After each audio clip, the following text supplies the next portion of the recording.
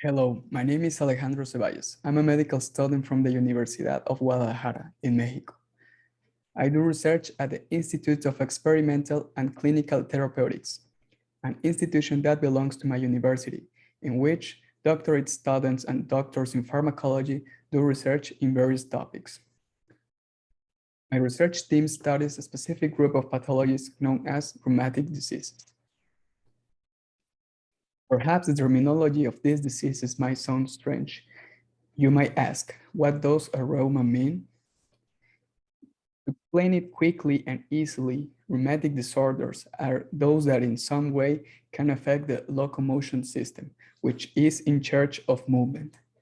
This is done either damaging the muscles, the bones, the ligaments, or the joints. The origin of these diseases can be from a wide variety of sources, like a metabolic background, such as gout, produced by an increase in uric acid, a waste compound which can be increased by excessive consumption of red meat or alcohol. It can also be of infectious origin, as in the case with Lyme disease, caused by tick bites transmitting bacteria. Or it can be due to aging, as in osteoarthritis, which affects the joints on which we exert more pressure on our daily activities.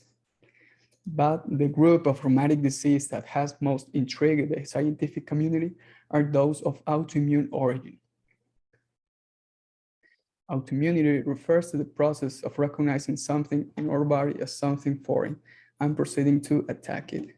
Examples of autoimmune disease include lupus or rheumatoid arthritis, both of which produce autoimmunity at a systemic level, which can affect virtually any organ.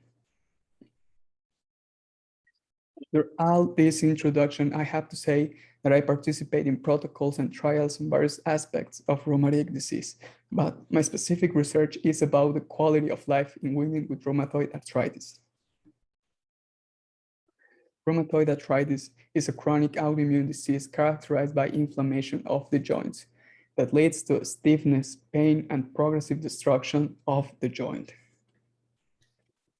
This disease affects approximately 1% of the world population, mainly affecting females. In Mexico, 1.6% of the population has this disease, mainly adults between 20 and 50 years old, and this represents a serious public health problem. Due to the characteristics of this disorder, people diagnosed have difficulties in maintaining a satisfactory level in the activities they perform, affecting their quality of life. However, there are no investigations with questionnaires and specific methods on the association of quality of life and self-care of these patients. And as one of the self-care practices is adherence to treatment, we find that this factor has a great impact on the ability of the person to take appropriate actions and decisions to prevent, diagnose, and treat their disease, to carry out directed activities to maintain and improve health. Based on the results of this study, it is intended to improve the performance of subsequent studies that will guide the establishment of educational programs that improve self-care practices in rheumatoid arthritis. After all, it is useless to do scientific research if it doesn't have a real effect on the population. Scientific progress is meaningless if it doesn't improve our quality of life and make an effort to teach the population how to take care of their quality of life.